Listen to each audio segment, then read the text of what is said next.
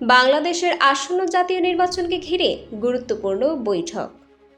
ঢাকায় প্রধান উপদেষ্টা প্রফেসর মোহাম্মদ ইউনূসের সঙ্গে সাক্ষাৎ করেছেন জাতিসংঘের আবাসিক সমন্বয়কারী গুয়েন লুইস। তিনি ফেব্রুয়ারির সাধারণ নির্বাচনের প্রতি জাতিসংঘের পূর্ণ সমর্থন ঘোষণা করেছেন। রাষ্ট্রীয় অতিথি ভবন যমুনায় অনুষ্ঠিত বৈঠকে তারা বাংলাদেশের উন্নয়ন অগ্রাধিকার, সংস্কার, এজেন্ডা ও নির্বাচন নিয়ে আলোচনা করেন। গুয়েন লুইস বলেন, ফেব্রুয়ারির নির্বাচন দেশের গণতান্ত্রিক উত্তরণের জন্য অত্যন্ত গুরুত্বপূর্ণ। তিনি নির্বাচন কমিশনকে সহায়তা ও শান্তিপূর্ণ ভোট আয়োজনের বিষয়ে জাতিসংঘের প্রতিশ্রুতি পুনর্ব্যক্ত করেন। বৈঠকে আসন্ন জাতিসংঘ সাধারণ পরিষদ ও রোহিঙ্গা সম্মেলনের প্রস্তুতিও আলোচনায় উঠে আসে।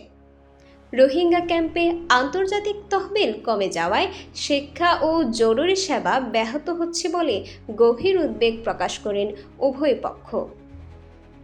প্রধান উপদেষ্টা টেকসই আন্তর্জাতিক সংহতির উপর গুরুত্বারোপ করেন। গুয়েন লুইস বাংলাদেশের সংস্কার ও রূপান্তর প্রক্রিয়ায় জাতিসংঘের অবিচল সমর্থনের আশ্বাস দিয়েছেন।